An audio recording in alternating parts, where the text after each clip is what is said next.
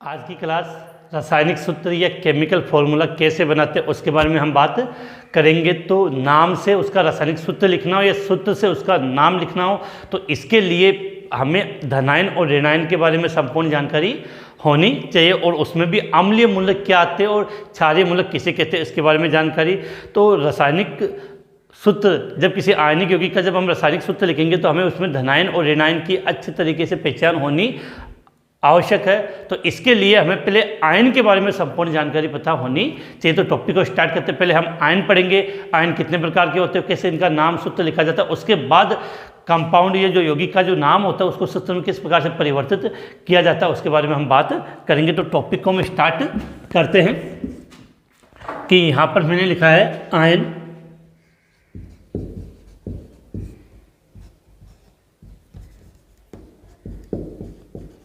Ions. तो सबसे पहले बात करते हैं कि किसी परमाणु के बाह्यतम कोश से इलेक्ट्रॉन त्यागने या ग्रहण करने पर जो आवेशित कण बनता है, किसी परमाणु के बाह्यतम कोश से इलेक्ट्रॉन त्यागने या ग्रहण करने पर जो आवेशित कण बनता है उस कण को हम बोलते हैं आयन। अब इलेक्ट्रॉन या तो त्याग करेगा या इलेक्ट्रॉन को ग्रहण करेगा। तो इलेक्ट्रॉन जब त्याग करेगा, इलेक्ट्रॉन डोनेट करता है तब तो बनता है आपका धनायन जिसको आप बोलते हैं कैटायन, और जब इलेक्ट्रॉन को ग्रहण करता है तब आपका बनता है ऋणायन अर्थात एनायन। अब यहीं से एक क्वेश्चन पुट अप हो जाता है कि सर अम्लीय मूलक और क्षारीय मूलक का क्या रिलेशन है उसके बारे में बात करते हैं। तो सबसे पहले आयन की परिभाषा की बात करें तो सिंपल सी लैंग्वेज में याद करना कि परमाणु के बाह्यतम कोश से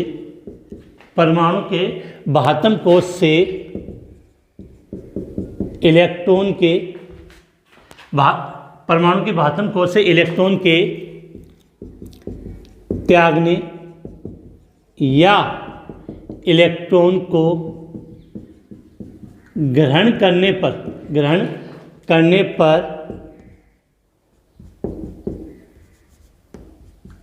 पर बना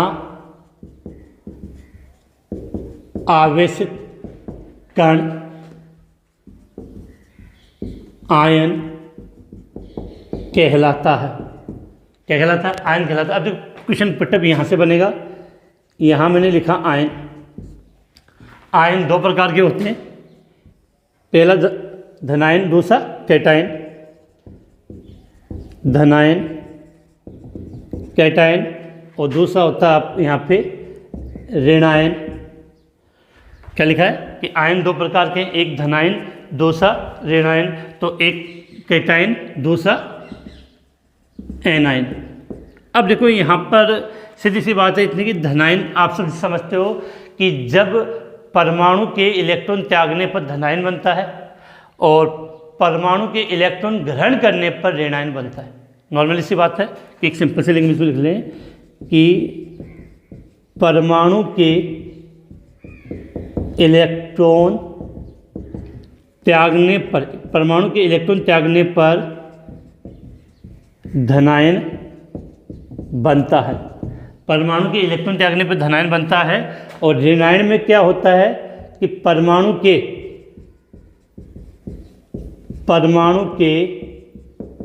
इलेक्ट्रॉन ग्रहण करने पर ऋणायन बनता है। अब यहाँ से एक चीज़ मैं बताना चाहूँगा, वो समझने की कोशिश करना। ऑलमोस्ट जितनी भी धातुएं होती है वो इलेक्ट्रॉन का त्याग करके धनायन बनाती है, और जितनी भी अधातुएं होती है ऑलमोस्ट वो सब इलेक्ट्रॉन को ग्रहण करके ऋणायन बनाती है। तो यहाँ से आप समझ बात क्लियर होना चाहिए कि जो धातुएं होती है, धातुएं क्या करेगी, इलेक्ट्रॉन का त्याग करके धनायन बनाएगी। और अधातुओं की बात करें तो जो अधातु होती है वो इलेक्ट्रॉन को ग्रहण करके, धातु इलेक्ट्रॉन का क्या करता है, त्याग। तो धातुएं इलेक्ट्रॉन का त्याग करके धनायन बनाती है, और अधातुएं होती है वो इलेक्ट्रॉन को ग्रहण करके ऋणायन बनाती है। लगभग आपको ये मिलेगा जितने भी ऋणायन होंगे वो आपको अधातु मिलेंगे, और जितने भी धनायन होंगे उसमें सबको धातु मिलेंगे, बस एक हाइड्रोजन को छोड़ के। नॉर्मली यहाँ से आप बात याद कर लेना कि हाइड्रोजन जब प्लस में लिखते हो तो हाइड्रोजन धनायन है यहाँ पे, लेकिन हाइड्रोजन है वो क्या होती है, एक अधातु गैस है, तो क्या है, अधातु। विशेष बात याद करनी है। अब यहाँ पर सबसे बड़ा कन्फ्यूजन होता है कि एक को तो हम बोलते हैं अम्लीय मूलक और दूसरे को बोलते हैं क्षारीय मूलक, और बच्चे कन्फ्यूज हो जाते हैं, पढ़ने के बाद भी आपस में क्या हो जाता है, मिक्स हो जाता है। हम इसके बारे में डिटेल से मैं आपको आगे बताऊंगा और कैसे आपको ये याद रहेगा उसके बारे में हम बात करेंगे। तो याद करने के जो धनायन होते हैं इनको क्षारीय मूलक या भास्मिक मूलक भी कहते हैं। धनायन को क्या क्षारीय मूलक या भास्मिक मूलक भी कहते हैं, और जो ऋणायन होते हैं इनको अम्लीय मूलक भी कहते हैं। अब यहाँ से कन्फ्यूजन हो जाता है। अगर एग्जाम में जो क्वेश्चन पुटअप किया जाता है वो इस प्रकार से जाता है कि निम्न में से कौन सा अम्लीय मूलक है या कौन सा क्षारीय मूलक है, तो बच्चे इसमें सबसे ज़्यादा कन्फ्यूज होंगे कि अम्लीय मूलक कौन से। तो यहाँ पर देखना ऋणायन अम्लीय मूलक है। अब अगर सर ऋणायन का इस अम्ल से क्या रिलेशन है वो अभी मैं बताऊंगा, और धनायन का इस क्षार से क्या रिलेशन उसके बारे में बात करेंगे। अब एग्जाम्पल की बात करें तो धनायन की सीधी बातों के ऊपर आवेश क्या होगा, प्लस, तो Na plus Mg2 plus NH4 plus. काफ़ी अच्छा क्वेश्चन है। NH4 प्लस क्या बोलते हो, अमोनियम। तो ये बिल्कुल क्लियर होना चाहिए यहाँ पर आपकी बात है कि NH3 होता है उसको आप क्या बोलोगे, अमोनिया, और NH4 प्लस होता है उसको बोलते हैं अमोनियम। NH4 प्लस को क्या बोलते हैं, अमोनियम। तो Na plus Mg2 plus NH4 plus, ये सब क्या हो गया आपके धनायन अर्थात क्षारीय मूलक। अब यहाँ पर हम बात करें एग्जाम्पल में कि Cl minus Br minus CO3 2 minus NO3 minus, ये कौन से मूलक हो गए आपके, ऋणायन मूलक अर्थात अम्लीय मूलक। एक मिनट के लिए फटाफट रिपीट करते हैं, फिर हम बात करेंगे अम्लीय मूलक और क्षारीय मूलक का रिलेशन क्या है, इनको कैसे अपने को याद करना होता है। सबसे पहले हमने स्टार्ट किया था आज का टॉपिक रासायनिक सूत्र कैसे लिखते हैं, तो सबसे पहले हम टॉपिक को लिया हमने आयन। और आयन आप सभी जानते हो कि जब परमाणु अपने भातम कोश से क्या करे, इलेक्ट्रॉन का त्याग या इलेक्ट्रॉन को ग्रहण, तो जो आवेशित कण बनता है उसको हम आयन कहते हैं। अब सीधी बात है, जब वो इलेक्ट्रॉन को ग्रहण करेगा तो क्या बनेगा, ऋणायन बनेगा, और जब वो इलेक्ट्रॉन का क्या करेगा, त्याग करेगा, तो क्या बनाएगा, धनायन। धातुएं सामान्यतः इलेक्ट्रॉन का त्याग करके धनायन बनाती है, लेकिन यहाँ पर आपको अपवाद के रूप में क्या याद करना है, अपवाद के रूप में हाइड्रोजन आपको याद करना है। तो धातुओं से आपका धनायन बनता है सामान्यतः, और अधातुओं से सामान्यतः आपका क्या बनता है, ऋणायन बनता है। ये बात क्लियर होगी। धनायन होते हैं उनको हम क्षारीय मूलक या भास्मिक मूलक कहते हैं। धनायन को हम क्षारीय मूलक या भास्मिक मूलक कहते हैं, और जो ऋणायन होते हैं उनको अम्लीय मूलक कहा जाता है। ऋणायन को क्या कहा जाता है, अम्लीय मूलक। इसका आप स्क्रीनशॉट ले लें, उसके बाद हम क्षारीय और अम्लीय मूलक का कंसेप्ट समझते हैं कि ये शब्द कहाँ से आए हैं। स्क्रीनशॉट आपने ले लिया होगा। अब देखो हम आगे बात करें, आपने अम्ल क्षार की उदासीनीकरण अभिक्रिया पढ़ी होगी। अम्ल क्षार की उदासीनीकरण अभिक्रिया पढ़ी होगी, उसी से ये कंसेप्ट अपना निकल के आता है कि देखो सबसे पहले मैंने यहाँ पे लिखा है, इधर लेते हैं थोड़ा सा, HCl, क्या ये हाइड्रोक्लोरिक एक अम्ल है। दूसरा मैंने लिखा NaOH, ये क्या है, सोडियम हाइड्रोक्साइड एक क्षार है। अम्ल और क्षार की जब क्रिया होती है तो उस क्रिया को बोलते हैं उदासीनीकरण अभिक्रिया, जिसमें आपका क्या होगा, जो जब ये अभिक्रिया होगी तो यहाँ से आपका Na और यहाँ से आपका Cl दोनों जुड़ जाएंगे, तो क्या बन जाएगा आपका NaCl, क्या बनेगा NaCl प्लस साथ में क्या बन गया, जल। तो इसी अभिक्रिया को भी याद कर लेना। ये अम्ल क्षार जब आपस में क्रिया करते हैं तो उस अभिक्रिया को क्या बोलते हैं, उदासीनीकरण अभिक्रिया कहते हैं। कौन सी अभिक्रिया कहेंगे, उदासीनीकरण अभिक्रिया कहेंगे। अब देखो यहाँ पर ये HCl क्या था आपका, अम्ल है, NaOH क्या है, क्षार, और इन दोनों के मिलने से ये एक आयनिक कंपाउंड लवण का निर्माण हो गया। इतनी बात तो समझ में आ रही है। अब इस NaCl को आप इसके धनायन और ऋणायन में डिवाइड करें, धनायन और ऋणायन में, तो आप देखो यहाँ से ये देखोगे कि इसको हमने तोड़ा तो एक तो मैंने लिख दिया Na+, और दूसरा इसमें क्या बना आपका Cl-, Na+ और Cl-। अब यहाँ से आप समझने की कोशिश करो, होता क्या है, Na+ कहाँ से आया है, क्षार से आया। Na+ कहाँ से आया, देखो ये इस क्षार से आपका क्या आया है, Na+ आया, और अम्ल से HCl क्या, अम्ल से, तो अम्ल से आपका Cl- आया, अम्ल से क्या है, Cl-। इस कारण से आपको याद करना, जितने भी धनायन होंगे वो सब क्या होंगे, आपके क्षारीय मूलक। जितने भी धनायन होंगे वो सब क्या होंगे, क्षारीय मूलक होंगे। और जितने भी ऋणायन होंगे, तो Na+ धनायन, तो जितने भी धनायन होंगे वो क्षारीय मूलक है, और जितने भी ऋणायन होंगे उनको आप क्या कहोगे, अम्लीय मूलक कहोगे। उम्मीद है चीज़ बिल्कुल क्लियर हो गई कि अम्लीय मूलक का मतलब ऋणायन, क्षारीय मूलक का मतलब धनायन। कभी अगर एग्जाम में कंफ्यूज हो जाओ कि सर अम्लीय किसको बताया था और क्षारीय किसको बताया था, तो तरीका है HCl अम्ल लिया, NaOH के रूप में क्षार लिया, दोनों की क्रिया करवा दी तो लवण बन गया। उस लवण को उसके आयनों में तोड़ा तो Na+ और Cl- बना। Na+ क्षार से आए तो प्लस का मतलब धनायन होंगे, वो क्षारीय मूलक होंगे। Cl- अम्ल से आया है तो जो ऋणायन होगा वो क्या होगा, अम्लीय मूलक। तो मुझे लगता है यहाँ से आपका कंसेप्ट बिल्कुल क्लियर होना चाहिए, अम्लीय मूलक और क्षारीय मूलक क्या होते हैं। अब हम आगे बात करते हैं, जहाँ से अपने क्वेश्चन बनना स्टार्ट होगा कि एक तो सामान्य जितने भी धनायन हैं उन सभी पर हमें ये पता होना चाहिए कौन से धनायन पर कितना आवेश होता है, और सामान्यतः जितने ऋणायन हैं उन पर क्या आवेश होता है, और उनका नाम बिल्कुल अच्छे तरीके से अपने को याद होना चाहिए। तो इसका आप स्क्रीनशॉट लें, उसके बाद हम कुछ सामान्य धनायनों की बात करते हैं। तो अब क्वेश्चन कभी भी अम्लीय मूलक या क्षारीय मूलक का आए तो उसमें कोई गलती नहीं होनी चाहिए। अब हम बात करें कुछ सामान्य धनायन की, और अपने को क्या बातें याद रखनी है उसकी हम बात कर लेते हैं।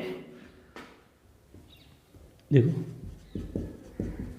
सामान्य धनायन, जो सामान्य धनायन में मुख्यतः +1, +2, +3, +4 तक होते हैं, +5 तक भी होते हैं, लेकिन अपने को +1 एकल संयोजी धनायन, द्विसंयोजी धनायन और त्रिसंयोजी धनायन के बारे में पता होना चाहिए। तो सबसे पहले हम बात करते हैं कि एकल संयोजी धनायन। एकल संयोजी धनायन कौन कौन से होते हैं? अब देखो, आप सभी ने आवर्त सारणी पढ़ी होगी, और आवर्त सारणी का जो पहला वर्ग होता है, आवर्त सारणी का जो पहला वर्ग होता है जिसको बोलते हैं क्षार धातुएं, आवर्त सारणी का पहला वर्ग जिसको आप बोलते हैं क्षार धातुएं, उसके लिए होता है hydrogen, lithium, sodium, potassium, rubidium, caesium, francium. ये सब के सब तत्वों की जो संयुक्ता, जो उस पर आवेश होता है वो कितना होता है, +1 होता है। तो ये हमने जब ऑक्सीजन अंग टॉपिक पढ़ा था, ऑक्सीजन अंग का रेडॉक्स रिएक्शन वाला टॉपिक पढ़ा था, उसमें हमने बात की थी। तो बिल्कुल आपकी ये लाइन क्लियर होनी चाहिए। उस वर्ग एक को याद करने का तरीका भी था कि हे, ली, ना, की, रबड़ी, सस्ती, फ्री। अब देखो, हे का मतलब हाइड्रोजन, तो हाइड्रोजन पे सदैव कितना होता है, +1, तो इस पे आवेश +1 होगा। ली का मतलब लिथियम पे भी आवेश +1 होगा। ना का मतलब सोडियम, सोडियम पर +1 होगा। की का मतलब पोटेशियम पर +1 होता है। रुबिडियम Rb +1 होता है। सस्ती का मतलब सीजियम +1 होता है। फ्री का मतलब फ्रेंसियम, फ्रेंसियम पर +1। ये तो एक रेडियो एक्टिव तत्व, तो इसके कंपाउंड तो आपको मिलेंगे नहीं, लेकिन यहाँ तक के जो तत्व मिलेंगे उसका तरीका मैंने बता दिया कि इन सभी पर धातु है तो धनायन बनाएगी। और वर्ग एक का तत्व, तो इनके बाहरी कोश में इलेक्ट्रॉन कितना होता है, 1 होता है। वर्ग एक के तत्व है तो इन सभी के बाहरी कोश में इलेक्ट्रॉन कितना होता है, 1 होता है। तो अतः एक इलेक्ट्रॉन को त्याग करके धनायन बनाते हैं। तो ये पता होना चाहिए इन सब पे आवेश का मान कितना होता है, +1 होता है। इसी प्रकार से अगर हम वर्ग 2 की बात करें, वर्ग 2, तो यहाँ पर लिख लेते हैं। अभी एकल संयोजी कुछ कंपाउंड और भी जहाँ सबसे ज़्यादा कन्फ्यूजन होता है उसके हम बात करेंगे। उससे पहले हम यहाँ ये बात कर लेते हैं कि द्विसंयोजी धनायन। क्या लिखा है? द्विसंयोजित धनायन। अब इसमें आपने वर्ग नंबर 2, आवर्त सारणी का वर्ग नंबर 2, आवर्त सारणी का वर्ग नंबर 2, उसको आपने क्या नाम दिया था? क्षारीय मृदा धातुएं। क्या नाम दिया था? क्षारीय मृदा धातुएं। Beryllium, magnesium, calcium, strontium, barium, radium. जिसे लिख देता हूँ मैं। तो वर्ग 2 में क्या था आपके? उसके लिए लाइन ये बना रखी थी कि बेटा मांगे कन्या सुंदर बाप रोए। कन्या मांगे, बेटा मांगे कन्या सुंदर बाप रोए। तो बेटे की बात करें तो beryllium, magnesium, calcium, strontium, barium और रेडियम। रेडियम एक रेडियो एक्टिव तत्व, तो इसके कंपाउंड तो अपने को मिलेंगे नहीं, तो यहाँ तक बात करते हैं। तो ये वर्ग 2 के तत्व है, तो इन सभी पर कितना धनावेश होगा? +2 होगा। अब काफ़ी बच्चे जो कंफ्यूज होते हैं कि सर ये जैसे आपने ये लिखा मैग्नीशियम, इस पे +2 ये सही है या ये सही है? बेटा पहले ये लिखा जाता था, लेकिन वर्तमान में एनसीईआरटी की आप जो बुक देखोगे, जो हम पढ़ रहे हैं वो एनसीईआरटी बुक और आरबीसी बुक के अकॉर्डिंग है। तो एनसीईआरटी बुक में आपको इसी प्रकार से लिखा मिलेगा, चाहे ये लिखो या लिखो, कोई गलत नहीं है। और चाहो तो आप इस प्रकार से भी लिख सकते हो, एमजी पर कितने प्लस के 2, तो प्लस प्लस, ये कंडीशन। बात समझ में आ गए होंगे? तो ये बिल्कुल याद होना चाहिए, बेटा मांगे कन्या सुंदर बाप रोए। केवल न कि हिंदुस्तान में छोरो कितो ही काढ़ो, लेकिन छोरी तो बिन गोरी चाहिए। तो ये हो गई द्विसंयोजी, ठीक है। अब हम वापस से आते हैं एकल संयोजी। देखो कुछ कंपाउंड ऐसे होते हैं जो आपको याद करने, जैसे मैं लिख रहा हूँ मरकरी। मरकरी +1 भी होता है, +1, और मरकरी +2 भी होता है। आपका कॉपर +1 भी होता है, +2 भी होता है। आपका आयरन Fe+2 होता है और Fe+3 भी होता है। ऐसे तो बहुत सारे, लेकिन मुख्यतः अपने ये यूज काम में आते हैं कि मरकरी +1 भी होता है, +2, कॉपर +1, +2, आयरन +2, +3। अब क्या होता है कि जब एक ही तत्व 2 संयोजकता प्रदर्शित करता है और एक संयोजकता कम होती है और दूसरे वाली संयोजकता ज़्यादा होती है, तो उनके नाम याद करने में बहुत परेशानी आती है, बहुत ज़्यादा परेशानी आती है। तो इसके लिए मैंने पिछले वाली क्लास में भी बात की थी, एक तरीका आपको बताया था, रस कम रिक ज़्यादा। क्या लाइन लिखी थी हमने यहाँ पे कि रस कम रिक ज़्यादा। एक ही तत्व की एक संयोजकता कम होगी तो दूसरी वाली ज़्यादा होगी, तो जो संयोजकता कम होगी उसके नाम के अंत में आपको रस मिलेगा, और जो ज़्यादा होगी उसके नाम के अंत में रिक मिलेगा। अब देखो यहीं से हम बात करते हैं, आपने मरकरी लिखा, तो जो इनके नाम, तो मुझे उम्मीद है कि इनमें कोई परेशानी नहीं है, आप सब जानते होंगे। ये hydrogen, lithium, sodium, potassium, rubidium, caesium. क्योंकि धनायन में जो धातु का नाम होता है एज इट इज वो का वो लिखा जाता है, उसमें कोई परिवर्तन हम नहीं करते हैं। फिर भी मैं चलो लिख देता हूँ, कुछ बच्चों के अगर कन्फ्यूजन हो कि साइंस हम बिल्कुल बेसिक लेवल से स्टार्ट करेंगे जिससे किसी को कोई परेशानी। हाइड्रोजन Li को आप क्या बोलते हो? लिथियम, Na को सोडियम, K को क्या कहोगे? पोटेशियम, Rb को रुबिडियम, Cs को सीजियम। और वैसे भी हमें इनके नाम पता होना चाहिए, इस टॉपिक में किसी न किसी टॉपिक में तो अपने को पढ़ने पड़ेंगे। जैसे इसकी हम बात करें, Be का मतलब बेरिलियम, Mg का मतलब magnesium, calcium, strontium, barium. Line आपने रट ली होगी, रस कम रिक ज़्यादा, रस कम रिक ज़्यादा। अब देखो मरकरी का एक होता है Hg+ और एक होगा Hg2+। मरकरी एक Hg+ होगा और एक Hg2+ होगा। तो जो सीधी बात है कि इसमें संयोजकता +2, इसमें जो ऑक्सीजन अंक है जो आवेश +2, इसमें +1 है। तो +1 है तो इसका नाम होता है मर्क्यूरस। मर्क्यूरस, इसमें आएगा रिक, मर्क्यूरिक। तो बिल्कुल क्लियर होना चाहिए मर्क्यूरस। और जब Hg+ होगा तो उसको हम क्या कहेंगे? मर्क्यूरस। और Hg2+ होगा तो इसको हम कहेंगे मर्क्यूरिक।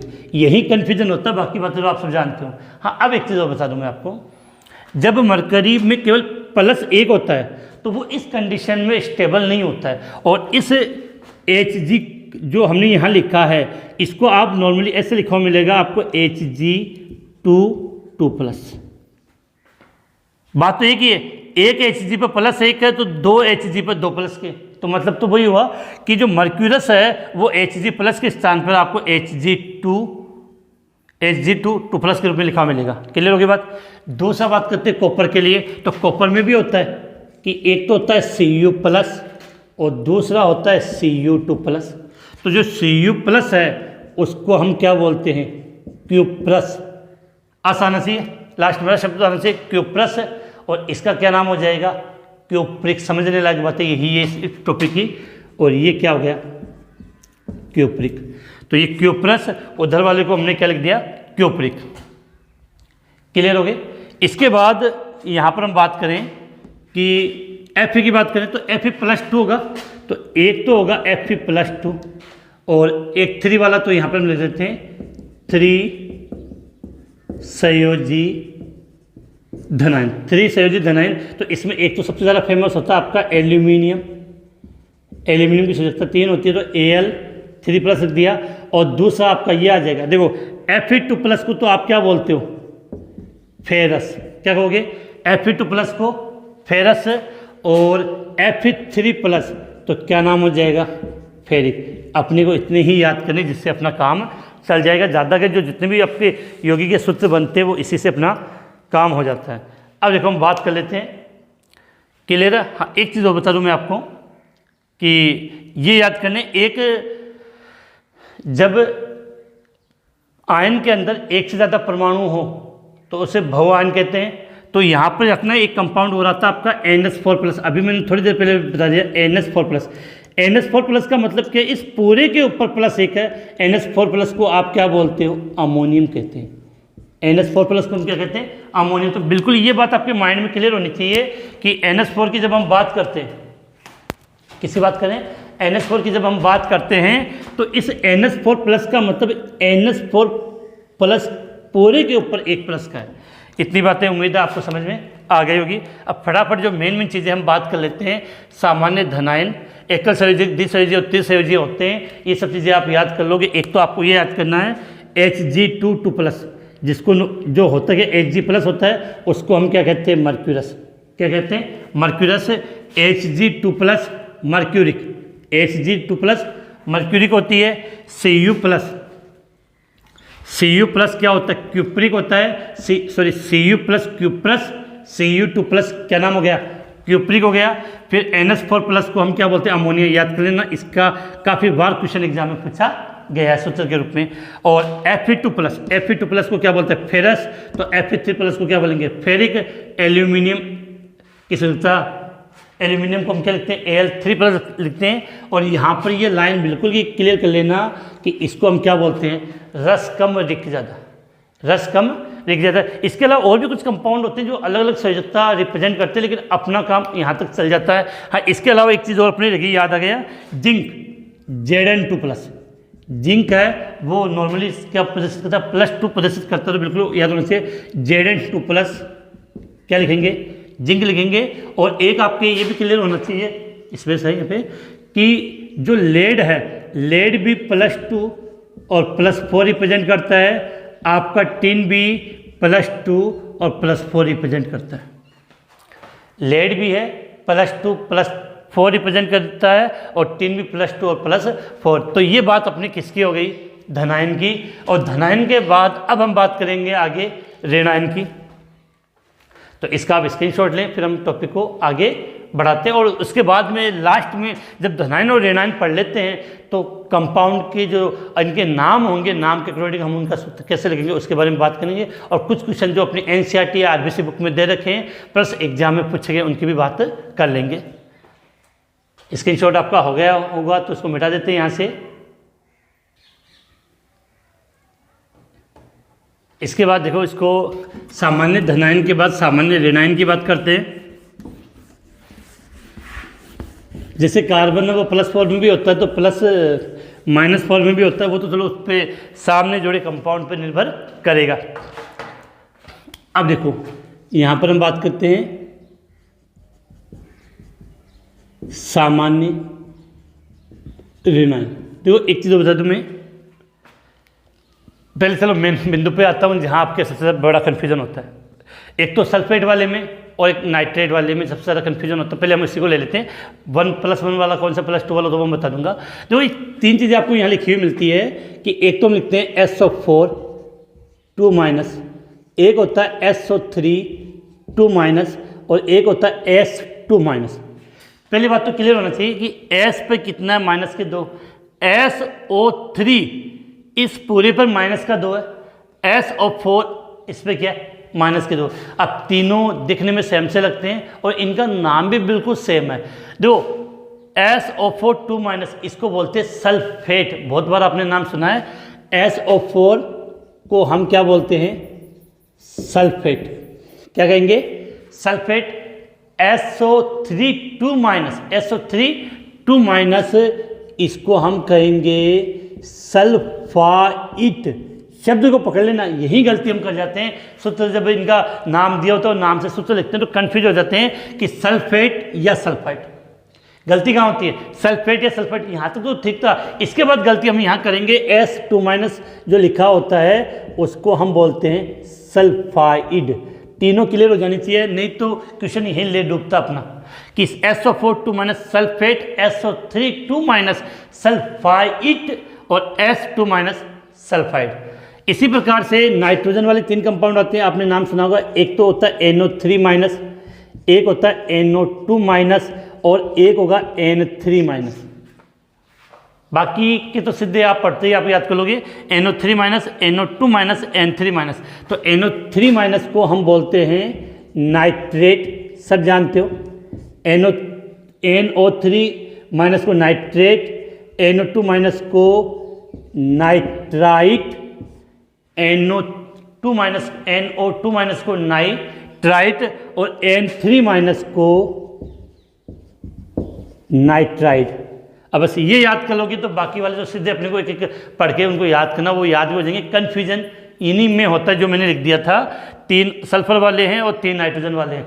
तो SO4 2- sulphate, SO3 2- sulphite, S2- sulphite. क्योंकि एग्जाम में जब क्वेश्चन घुमा के देता है आपको सल्फाइट पूछेगा तो ऑप्शन में पहले SO4 लिखा होगा, जहां हम जल्दीबाजी में गलती कर बैठते हैं।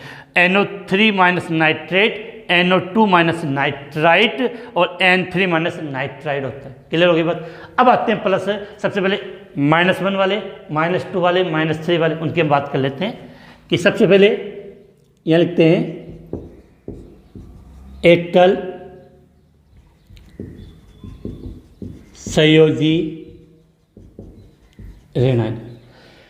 एकल संयोजी ऋणायन, देखो आपने आवर्त सारणी का वर्ग नंबर 17, आवर्त सारणी का वर्ग नंबर 17, तो उसके बाहरी कोश में इलेक्ट्रॉन होते हैं 7, तो उसको अपना अष्टक पूर्ण करने के लिए 1 इलेक्ट्रॉन की आवश्यकता होती है। तो 17वें वर्ग को हम क्या बोलते हैं, हेलोजन। फिर कल बाहर आई फ्लोरीन, क्लोरीन, ब्रोमीन, आयोडीन, ये हेलोजन होते हैं। तो ये 1 इलेक्ट्रॉन को जब ग्रहण करते हैं तो ये ऋणायन बनाएंगे, तो उसको हम बोलते हैं फ्लोराइड, क्लोराइड, ब्रोमाइड और आयोडाइड। देखो नॉर्मली या तो आइड शब्द आता है या एड शब्द आता है इनके ऋणायन के, तो ये बिल्कुल क्लियर होना चाहिए कि हम पहले बात करें एकल संयोजी में, तो एक तो जगह F-, तो इसको आप क्या बोलोगे, fluoride, Cl-, chloride, Br-, bromide, I-, iodide. Clear है। अब मैंने आपको एक चीज़ बताई थी, ये हाइड्रोजन होता है वो प्लस में होता है, लेकिन कुछ कंडीशन में हाइड्रोजन -1 भी होता है। और जब प्लस में होगा तो उसको हाइड्रोजन ही कहा जाता है, माइनस में होता है तो उसको हाइड्राइड कहा जाता है। तो बिल्कुल बात क्लियर होना चाहिए कि जब हाइड्रोजन पे क्या हो, माइनस हो, तो उसको हम हाइड्राइड कहेंगे। क्या कहेंगे, हाइड्राइड। अब क्लियर देखो, इसके अलावा कुछ विशेष याद करना है। OH-, क्या लिखा हमने, OH-, जिसको आप क्या बोलते हो, हाइड्रोक्सिल। इसके अलावा और भी कुछ कंपाउंड है जिसके हाइड्रोक्साइड। देखो OH- को क्या कहोगे, हाइड्रोक्साइड। और फिर -1 की बात है तो NO3 नाइट्रेट, NO2 नाइट्राइट, तो OH माइनस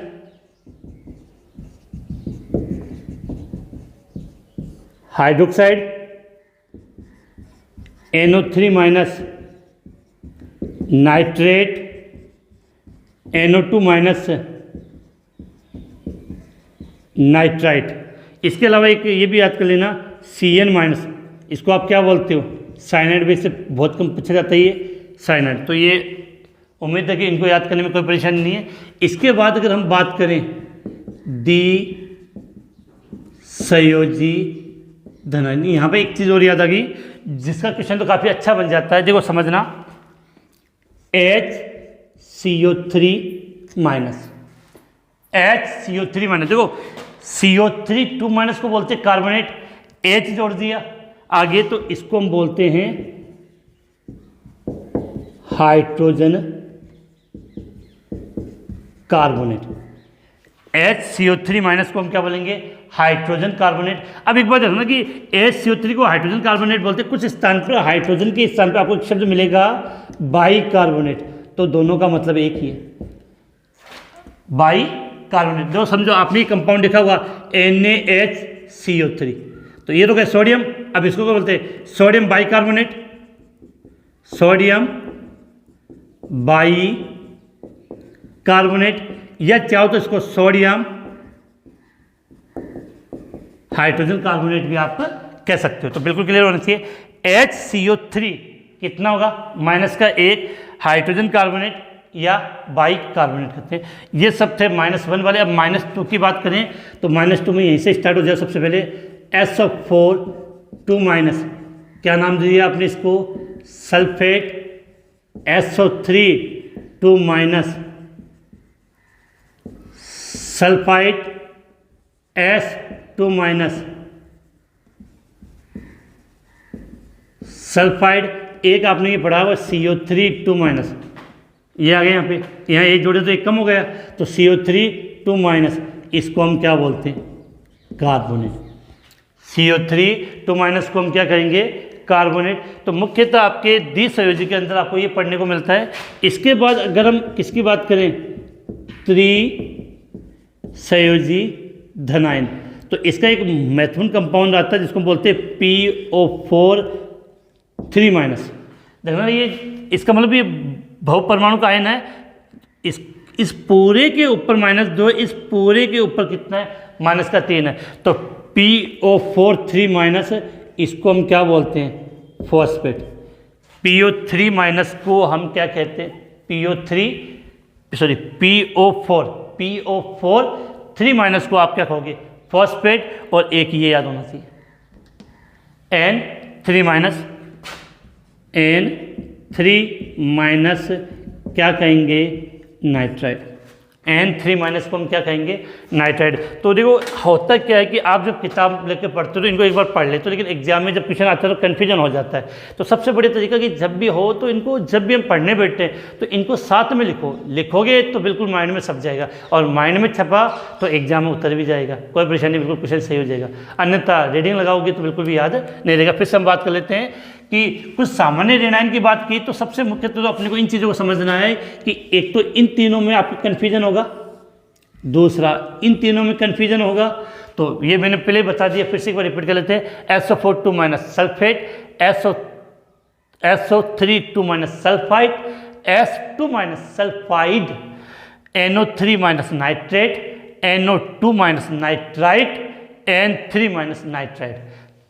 क्लियर है। इसके बाद आपको देखो एक ये विशेष याद करना था, PO4 3 माइनस फॉस्फेट बोलते हैं, CO3 2 माइनस को कार्बोनेट बोलते हैं। बाकी आएगा वहाँ पे HCO3 माइनस, विशेष इंपॉर्टेंट भी है, हाइड्रोजन कार्बोनेट या बाई कार्बोनेट आप शब्द का प्रयोग करते हो। एक OH माइनस हाइड्रोक्साइड, अगर हाइड्रोजन माइनस में हो तो हाइड्राइड शब्द का प्रयोग करते हैं। इसके बाद अब इनके रासायनिक सूत्र कैसे लिखते हैं उसकी बात कर लेते हैं और कुछ एग्जाम्पल हम समझने की कोशिश करते हैं। तो इसका आप एक बार स्क्रीनशॉट ले लें, आलसी व्यक्ति, बाकी जो इंटेलिजेंट होंगे तो वो साथ में साथ इसको नोट करते रहते हैं। मेरे तो जो आलसी हैं वो स्क्रीनशॉट ले सकते हैं, इसका मिटा देते हैं। अब देखो बिल्कुल मैं 0 लेवल से स्टार्ट कर रहा हूँ, कैसे हमें इनका लिखना है, बाद में हम थोड़े जटिल कंपाउंड की तरफ आगे बढ़ेंगे। जैसे अपने को एक कंपाउंड दिया, समझते हैं यहाँ पे कि सबसे सिंपल कंपाउंड ले रहा हूँ, हाइड्रोजन क्लोराइड। ठीक है, हाइड्रोजन क्लोराइड। तो इसको लिखने का तरीका क्या होता है? हाइड्रोजन का मतलब अभी हमने पढ़ा था H+, क्लोराइड का मतलब Cl-। हाइड्रोजन का मतलब H+, क्लोराइड का मतलब Cl-। अब एक बात सुन लेना कि जैसे आप किसी भी कंपाउंड का सूत्र लिखते हो, अगर उनकी संख्या एक है, जैसे समझते हैं यहाँ पे NaCl लिखा आपने, इसका मतलब Na भी कितना है? एक, और Cl भी कितना? एक है। तो जहाँ पर एक होता है वो ऑटोमेटिक एक को रिप्रेजेंट करता है, तो वहाँ नीचे एक लिखने की जरूरत नहीं होती है। अब जो किसी के ऊपर प्लस है तो इसका मतलब एक, Cl का -1, इनकी जो संयोजकता होती है वो सदैव क्रॉस में लिखी जाती है। अब वहाँ प्लस माइनस, तो मैंने कहा था कि प्लस माइनस होता है वो ऑक्सीजन अंक को रिप्रेजेंट करता है। जो संयोजकता होती है ना तो प्लस की होती है ना माइनस की होती है, सहयोग करने की क्षमता होती है। तो इनके नीचे जो हम क्रॉस में एक दूसरे के क्रॉस में लिखेंगे कि देखो इसकी संयोजकता इसके नीचे लिख देंगे और इस वाली इसके नीचे लिख देंगे। क्लियर है बात? तो इसका मतलब क्या है कि Cl पे कितना है? एक, H पे कितना है? एक। तो A होगा तो इसका फॉर्मूला क्या बन जाएगा आपका? HCl। क्या लिख दिया हमने? HCl। इसके बाद जो हम नेक्स्ट कंपाउंड की बात करते हैं, थोड़ा सा धीरे धीरे टफ की तरफ आगे बढ़ेंगे। अब बात करें दूसरा, हमने यहाँ पे लिया हाइड्रोजन सल्फाइड। अब जो यहाँ शब्द को पकड़ आना चाहिए, हाइड्रोजन में तो कन्फ्यूजन नहीं है, आपने क्या लिख दिया? H+, और सल्फाइड का मतलब क्या हुआ? सल्फाइड, H पे -2। अब सीधी बात है, इसकी संयोजकता इसके नीचे लिख दो और इसकी संयोजकता इसके नीचे। तो हाइड्रोजन की संयोजकता कितनी? एक, तो एक को लिखने की आवश्यकता नहीं होती है। सल्फर की संयोजकता कितनी है? 2, तो 2 इसके नीचे आ जाएगा, तो क्या हो जाएगा आपका? H2S। मैंने कहा कि प्लस माइनस नहीं लिखते, नीचे क्या लिखा जाता है? इनकी संयोजकता लिखी जाती है। इसके बाद अगला कंपाउंड लें,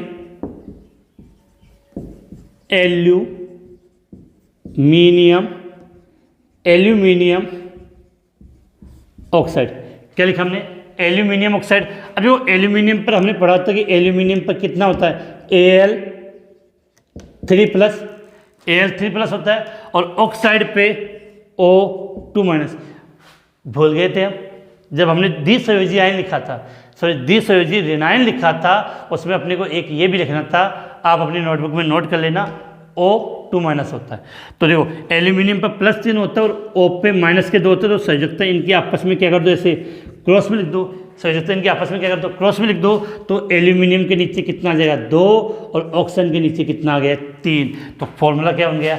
Al2O3। काफ़ी बार एल्यूमिनियम ऑक्साइड Al2O3। क्लियर है? कोई कन्फ्यूजन इसमें नहीं होना चाहिए।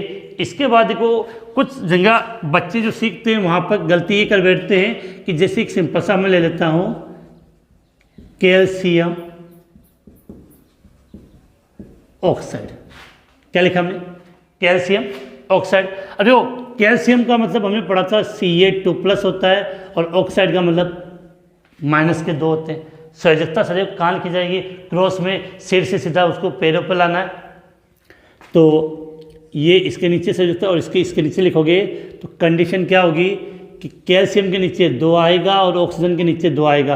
अब जो दोनों में 2 कॉमन है, दोनों में 2 क्या है? कॉमन है, तो ये क्या हो जाएगा? कैंसिल हो जाएगा।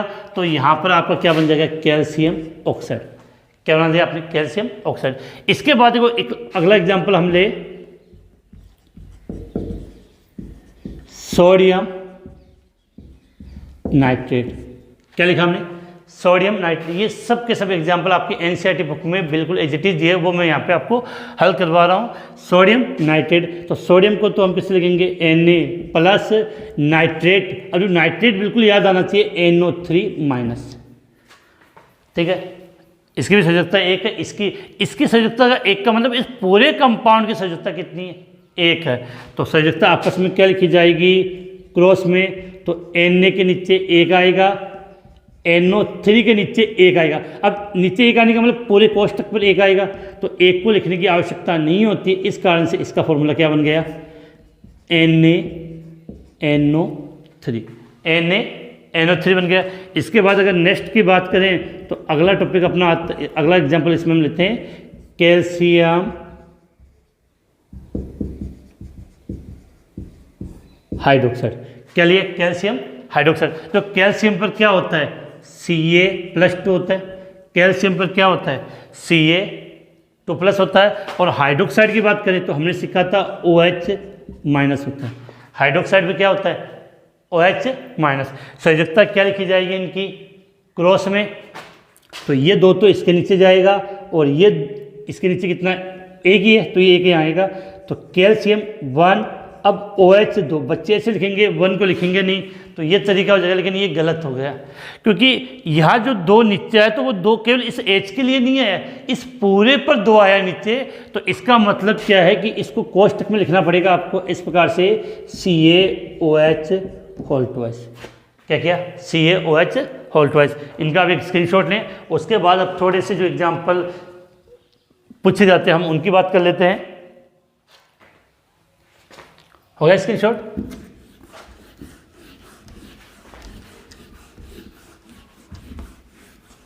अब देखो हम बात करें, एक एग्जाम्पल हम यहाँ लेते हैं अमोनियम सल्फेट। शब्द को पकड़ना, इसमें गलती ना हो जाए। क्या लिखा हमने? अमोनियम सल्फेट लिखा है। तो अमोनियम के लिए मैंने बता दिया था, याद क्या करना था आपको? NH4+। अमोनियम के लिए क्या याद करना था? NH4+। सल्फेट का मतलब होता है SO4 ठीक है। अब इसमें तो एक ही है, तो ये प्लस का मतलब एक है, तो एक इसके नीचे कितने आएंगे? 2 आएंगे। अब करते क्या है? NH4 2 यहाँ लिखेंगे तो ये कितना हो गया? 42 हो गया। 2 लिखेंगे तो कितना हो जाएगा? 42। इस कारण से इसको हम क्या करेंगे? कोष्टक में बंद किया, यहाँ पर कितना लिख दिया? 2, और यहाँ पर आपका इसके नीचे एक, कोई फर्क नहीं है, तो ये होगा अमोनियम सल्फेट। क्या लिख दिया हमने? Ammonium sulphate. ठीक है। अब देखो यहीं पर भी कुछ एग्जाम्पल लेते हैं जो मैं आपको बता दूं, जो एग्जाम में पूछे गए थे। एक तो आपके लिथियम नाइट्राइड, ये आपके RRB NTPC 2016 के अंदर पूछा गया था। RRB NTPC में 2016 या 18 के अंदर ये क्वेश्चन आपके एग्जाम में पूछा गया था। तो अब जो लिथियम नाइट्राइड का फॉर्मूला लिखना है, तो लिथियम तो हमने सीख लिया कि इस पर क्या होता है? +1 होता है। लिथियम पर +1। नाइट्राइड मतलब नाइट्रोजन पे कितने? -3, तो N3-। तो फॉर्मूला ये 3 इसके नीचे आ जाएगा और इसका मतलब 1 इसके नीचे जाएगा, तो क्या हो जाएगा? Li3N, lithium nitride. और इसके बाद अगर हम बात करें, ये क्वेश्चन अभी रिट 2022-21 में जो आपकी रिट फ्री हुई थी आपके 2022 के अंदर, उसमें क्वेश्चन पूछा गया था कि मैग्नीशियम